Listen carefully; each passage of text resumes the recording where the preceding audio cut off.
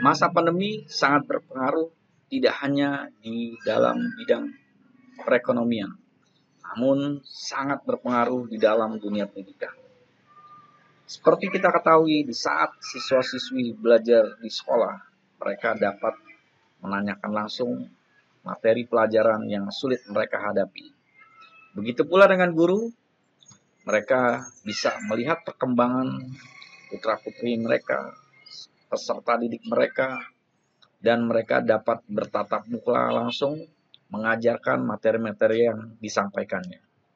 Namun pada masa pandemi, sulit bagi guru untuk melihat atau merasakan bagaimana siswa-siswa mereka itu menghadapi kesulitan dalam belajar. Walaupun banyak sekali disuguhkan dengan cara belajar secara daring atau online, namun belajar tatap muka itu adalah lebih baik. Namun demikian, kita harus tetap bagaimana caranya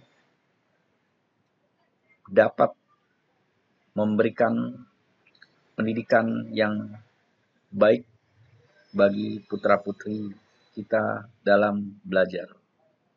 Di sini saya akan memberikan beberapa cara yang efektif yang mungkin dapat digunakan oleh para orang tua pada saat belajar di rumah pada masa pandemi. Di dalam proses belajar mengajar ada 3 komponen atau subjek yang sangat berperan, yaitu guru, orang tua, dan siswa.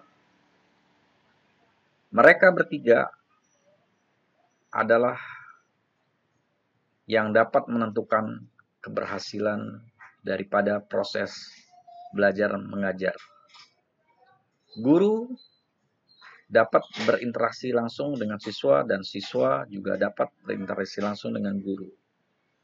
Lalu guru terhadap orang tua atau orang tua terhadap guru maupun orang tua terhadap siswa atau siswa terhadap orang tua.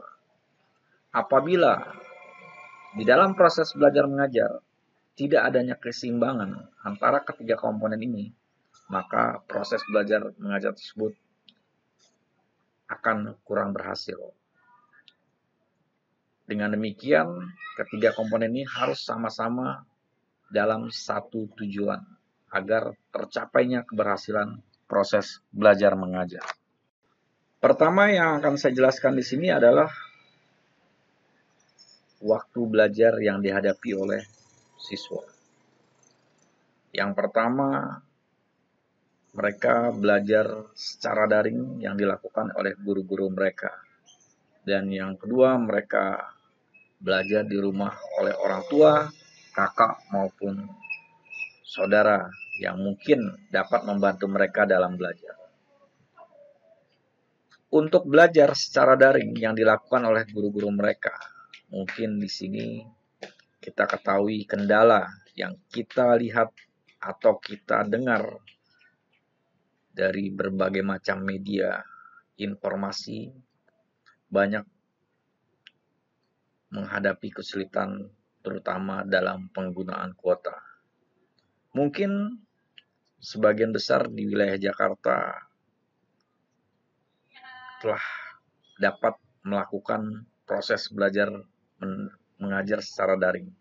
Namun hal ini akan sulit dirasakan bagi daerah-daerah yang mungkin masih banyak keterbatasan.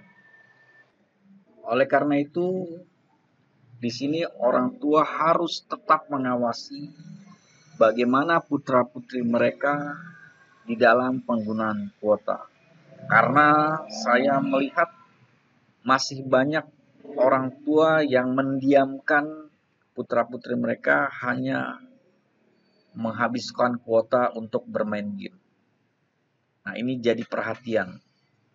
Mereka harus memberikan pengawasan agar putra-putri mereka dapat menggunakan kuota untuk belajar.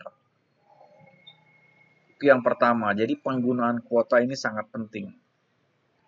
Yang kedua adalah bagaimana kesiapan orang tua dalam membimbing atau mengawasi putra-putrinya belajar di rumah. Di sini saya sebagai guru juga masih melihat banyak orang tua yang merasa direpotkan sehingga mereka tidak pandai dalam pengaturan belajar putra-putrinya di rumah. Apalagi kita ketahui mungkin ada sekolah atau guru yang dia tetap support dalam konsentrasi atau memberikan materi-materi pelajaran kepada siswanya. Namun ada pula ya sekolah atau guru yang mungkin kurang mensupport dalam membimbing siswa-siswanya untuk belajar. Nah, kita menghadapi dua masalah tersebut. Oleh karena itu, peranan orang tua harus tetap memberikan atau dapat mengatur waktu belajar bagi putra-putrinya. Di sini orang tua tidak perlu harus merasa direpotkan. Yang sangat disayangkan lagi adalah ketika guru memberikan tes atau latihan-latihan secara online. Banyak sekali orang tua yang tidak hanya mengajarkan anaknya, tapi membantu untuk menjawab soal-soal tersebut.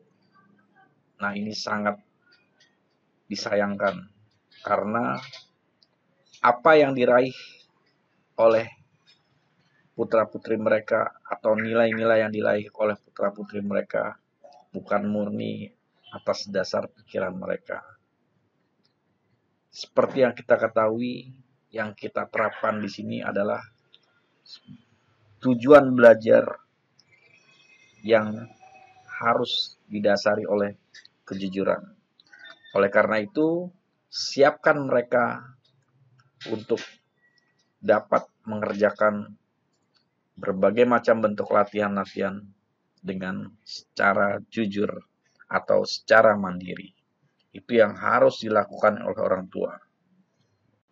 Terakhir yang akan saya jelaskan di sini adalah sumber belajar. Sumber belajar dari guru online atau mungkin orang tua yang mengajarkan langsung putra-putri mereka di rumah. Seperti yang kita ketahui, setiap guru memiliki kebijakan masing-masing. Kebijakan tersebut didasari atas kebutuhan-kebutuhan yang dihadapi oleh guru tersebut terhadap pelajaran yang ingin disampaikan. Lalu siswa sendiri juga dapat menggunakan belajar secara online yang telah diberikan atau didapat dari berbagai macam sumber belajar. Seperti rumah belajar, mungkin belajar dari YouTube sesuai dengan materi-materi yang mereka pelajari. Ada juga sumber belajar dari meja kita. Lalu yang sangat berperan sekali adalah orang tua. Bagaimana orang tua membantu di dalam mengawasi anak-anaknya atau mengajarkan anak-anaknya untuk dapat memahami pelajaran-pelajaran yang mereka hadapi. Nah, itulah yang harus kita sikapi dalam proses belajar mengajar pada masa pandemi. Sehingga tujuan yang akan dicapai akan sesuai dengan harapan guru, siswa, maupun orang tua. Demikianlah penjelasan yang saya sampaikan bagaimana belajar menghadapi masa pandemi ini. Terima kasih. Wassalamualaikum warahmatullahi wabarakatuh.